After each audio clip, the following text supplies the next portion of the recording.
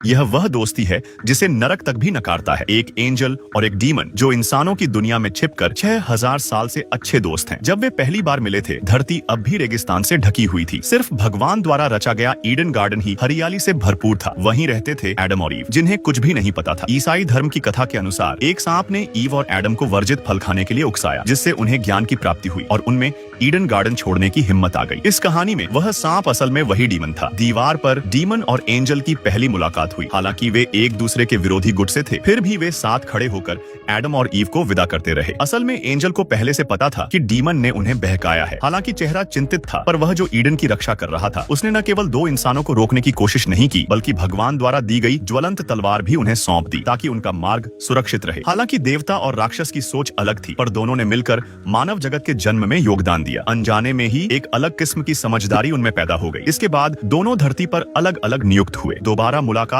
1000 सालों बाद हुई। उस वक्त इंसान बुरी तरह पथभ्रष्ट हो चुके थे। भगवान नाराज हो गए और नोआ नाम के नेक इंसान को आदेश दिया कि वह एक आर्क बनाए, अपने परिवार और कुछ जानवरों को उसमें लेकर सवार हो जाए। भगवान शेष इंसानों को बाढ़ से दंडित करने वाले थे। डीमन डर के मारे रूप बदल लेता है। सच में एंजल के पास भी कोई जवाब नहीं होता। उसी वक्त डीमन एक यूनिकॉर्न को भागते हुए देखता है। शायद यही कारण है कि यूनिकॉर्न अब दुनिया में नहीं है। दुनिया बहुत बड़ी नहीं थी, वे अक्सर टकरा जाते। साथ में उन्होंने जीसस की क्रूस पर बलिदान देखा। साथ में प्राचीन रोम की शराब गृहों में शराब पी। यहाँ तक कि किंग आर्थर के युग में एक बातचीत के दौरान उन्हें यह समझ में आया कि वे जो कुछ भी कर रहे हैं परस्पर विरोधी है। एंजल का काम था इंसानों के बीच चमत्कार फैलाकर श्रद्धा बढ़ाना, जबकि डीमन का काम था घृणा और भ्रष्टाचार फैलाना। उन दोनों की मासिक रिपोर्ट्स लगभग बराबर थी, मतलब एक की मेहनत दूसरी की मेहनत को निष्प्रभावी कर रही थी। वैसे भी दोनों को अपने अपने काम में कोई खास दिलचस्पी नहीं थी, इसलिए दोनों ने एक उपाय निकाला। हर बार एक ही व्यक्ति दोनों काम कर लिया करे। ऊपर वाले तो सिर्फ परिणाम ही देखते हैं। डीमन ने डींग मारी कि उसने वर्ल्ड वॉर 2 करवाई। ऊपर वालों को कोई शक नहीं हुआ। इसी तरह एक दूसरे को कवर करके यह देव और दानव धरती पर घूमते फिरते, खाते पीते,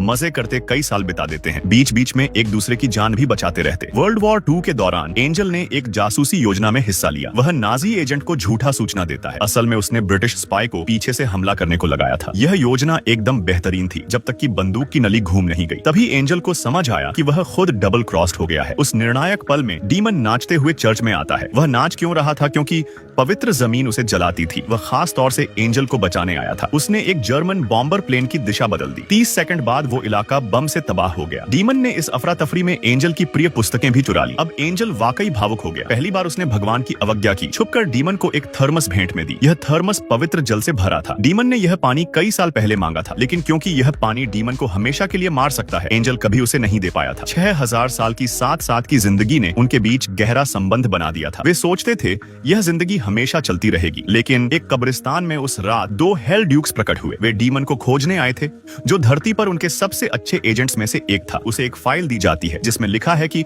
उसका प्रदर्शन संतोषजनक रहा है। अब उसे एक बहुत मुश्किल मिशन सौंपा जाएगा। डीमन के पास कोई विकल्प नहीं था, उसे दस्तखत करने ही पड़े। उसने बाहर से शांति दिखाई, लेकिन कार में जाकर गाली दी, क्योंकि उस टोकरी में था वह बच्चा जो महाप्रलय का कारण बनेगा, सेटन्स सन। जब वह बच्चा 11 साल का होगा और उसकी शैतानी शक्ति जागेगी, तब स्वर्ग और नरक में युद्ध छिड़ जाएगा और इंसानी दुनिया खत्म हो जाएगी। डीमन ऐसा नहीं चाहता था। वह इंसानी दुनिया को हजारों सालों से देख रहा था। उसे यहाँ की जिंदगी, खाना, शराब सब पसंद था। वह इस युद्ध को रोकना चाहता था। तो वह उस नवजात को एक चर्च अस्पताल ले जाता है, जहाँ उसी रात 2 औरतें प्रसव पीड़ा में थीं। एक थी अमेरिका के किसी बड़े अफसर की पत्नी, जिसे वास्तव में सेटन सन को जन्म देना था, पर एक गलती हो गई। डीमन गलत कमरे में घुस गया। उसने शैतान का बेटा एक साधारण माँ के कमरे में छोड़ दिया। उस रात बिजली कड़की, अस्पताल जलकर खाक हो गया। किसी को नहीं पता चला कि असल सेटन्स सन अब एक सामान्य परिवार में बड़ा हो रहा है। बाद में डीमन ने एंजल को ढूंढा और उसे महाप्रलय रोकने को राज्य करना चाहा, लेकिन एंजल सहमत नहीं हुआ। वह अब भी भगवान के आदेशों को मानना चाहता था। तभी डीमन ने एक उपाय सुझाया। मान लो कि मैं उस बच्चे को बिगाड़ने जा रहा हूँ, तुम्हारा काम है मुझे रोकना। भला और भोला एंजल मान गया। बस फिर क्या था, दोनों पहुंच गए उस घर में जहाँ सेटन्स सन पल रहा था। डीमन ने रूप बदला और बनी खूबसूरत नानी। एंजल बना माली। डीमन रोज बच्चे को बुराई सिखाता, एंजल रोज अच्छाई सिखाता। इस तरह 11 साल बीत गए। उनकी सारी मेहनत फिर से एक दूसरे को काटती रही। अब वो दिन आ गया था, 11वां जन्मदिन। उस दिन हेल से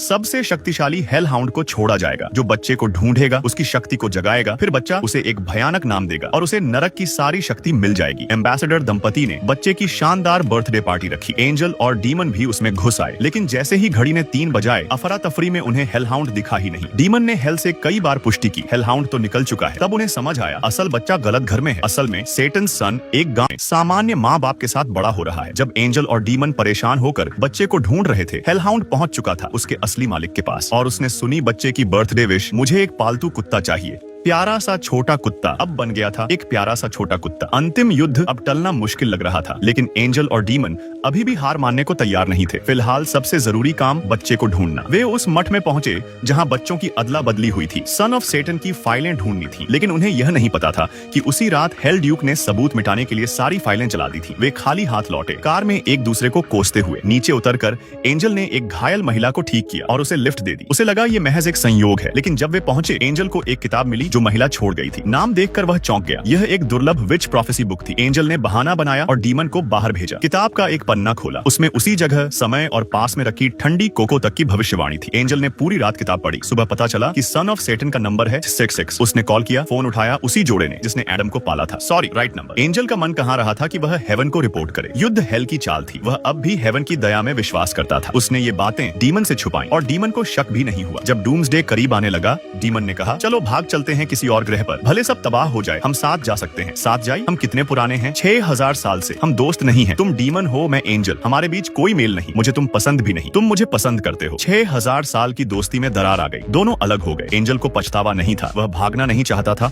वह दुनिया को बचाना चाहता था। वह हेवन पहुंचा, लेकिन वहां सब युद्ध को लेकर रोमांचित थे। कोई नहीं रुकना चाहता था। युद्ध की जरूरत नहीं है, हम सबको बचा सकते हैं। मुद्दा युद्ध जीतने का है, टालने का नहीं। अब सब एंजल के खिलाफ हो गए। उसकी डीमन संग दोस्ती को उसके पक्षपात का प्रमाण माना गया। आखिरकार एंजल को यह समझ आ गया, चाहे हेवन हो या हेल, इंसानों की उन्हें परवाह नहीं। अब उसके साथ खड़े थे बस इंसान और उसका पुराना दोस्त। लेकिन जैसे ही वह डीमन से मिलने गया, गलती से हेवन के समनिंग सर्कल में फंस गया। उसका शरीर बिखर गया, आत्मा हेवन लौट गई। उसकी किताबों की दुकान जल गई। डीमन की मुश्किलें भी बढ़ गई। उसका राज पकड़ा गया। सन ऑफ सेटन गायब था। हेल से 2 डरावने इविल डीमंस भेजे गए उसे वापस लाने, लेकिन डीमन पहले से तैयार था। उसने तिजोरी से एंजल दी हुई होली वाटर निकाली, बाल्टी में डाली, दरवाजे के ऊपर रख दी। एक शानदार ह्यूमन प्रैंक। जैसे ही एक इविल डीमन ने दरवाजा खोला, उस पर पानी गिरा और वह पिघल गया। दूसरा डर के मारे चीखने लगा। डीमन ने एक स्प्रे बॉटल दिखाई, इसमें भी होली वाटर है, सोच लो। लेकिन बॉटल से एक बूंद गिर गई। इविल डीमन ने ब्लफ पकड़ लिया। डीमन ने प्लान बी शुरू किया। फोन उठाया और कहा, हेल को कॉल कर रहा हूँ। जैसे ही दूसरा ध्यान भटका, डीमन खुद को डिजिटल बनाकर मोबाइल में समा गया। एंटमैन की तरह वह आकार बदल सकता था। इविल डीमन पीछे पीछे गया, लेकिन यह एक जाल था। डीमन ने उसे डेटा जाल में फंसा दिया। अब वह मोबाइल एक शैतानी फोन बन चुका था। दोनों इविल डीमंस को हराकर डीमन जब एंजल की बुक स्टोर पहुंचा तो वहां आग लगी थी। Somebody killed my best friend। अब उसका दोस्त भी नहीं रहा। वह अकेला शराब पीने चला गया। तभी एंजल की आत्मा दिखाई दी। Did you go to Alpha Centauri? No, I changed my mind. I lost my best friend। Angel जब हेवन पहुंचा तो वहां सब युद्ध के लिए तैयार थे। उसका बचा हुआ विश्वास भी टूट गया। अब उसे सब साफ दिख रहा था। शरीर न होते हुए भी वह धरती पर वापस आया, इंसानों को बचाने। अब दोनों पुराने दोस्त एक ही मोर्चे पर थे। उन्होंने तय किया, एंजल नया शरीर ढूंढेगा, डीमन युद्ध रोकेगा। प्रोफेसी बुक के अनुसार वे डूम्सडे की असली लड़ाई एक पुराने एयरबेस में लड़ेंगे, जो असल में एक गुप्त मिलिट्री साइट थी जहां न्यूक्लियर वेपन्स छुपाए गए थे। कुछ ही देर में एंजल एक महिला मीडियम में समा गया और एक किरदार के साथ बाइक पर चल पड़ा। डीमन भी कार से निकल पड़ा। चाहे लंदन की सड़कें हेल फायर से घिरी हों, वह बिना रुके दौड़ पड़ा।